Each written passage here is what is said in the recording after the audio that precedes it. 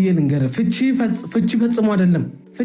አይደለም እኮ ሩታ ላይ ሴት የደረበው ሩታን ቤት ያስቀመጠው እኮ ፍቺ ፈጽሞ አይደለም እንዴ እርጉዝ እያለች አብሮ እያለ እኮ ነው ሴቶች መጥተው ካንተ ጋር እንደዚህ አይነት ግንኙነት አለን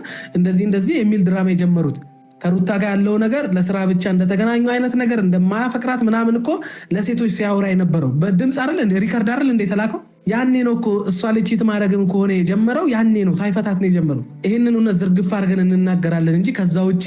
ያንን ሰው ማንቋሸሽ ያንን ሰው የሆነ ነገር ማለት እየሄድን መበጥበጥ ምናምን እሱን ማዋረድ አይመለከተንም እሱ ራሱ እኮ ራሱን እያዋረደ ነው ድርጊቱ እኮ እሱን ራሱን የሚያዋርድ ስራ ነው እየሰራ ያለው ስለዚህ ምንም እሱን እየሄድክ የሆነ ነገር ማድረግ እሷን ቤት አስቀምጦ ምናምን ኖ ተፋቷል አሁን ምንም ይሄ ምክንያት አይደለም በቃ ፍታይም ብለው ፈርሞላት ተፋቷል አይደለ ራሱ ፍቺ ፈልጎ ቢሆንም የተለያያት እሷ ላይ ቢያሳብም እሷን ፍታኝ ያለችኝ እያለ ቢያሳብም ፍቺውን ፈልጎ መሰለኝ መለያየት ፈልጎ መሰለኝ ከሩታ ጋር አይደለ እነዛን ሁሉ ነገሮች ሲያደርግ የነበረው ፍቺ የማይፈልግና መለያየት የማይፈልግ ሰው እኮ ከመጀመሪያውም ጀምሮ በሱ የተነሳ ስትሰደብ ሴት መታ ነፃነት መታ የማይሆን ነገር ስትናገረው ያን ነገሩ ሲጀምር እንደዛ ስታንቋሽሻት እሱ ካጠገቧ ቆሞ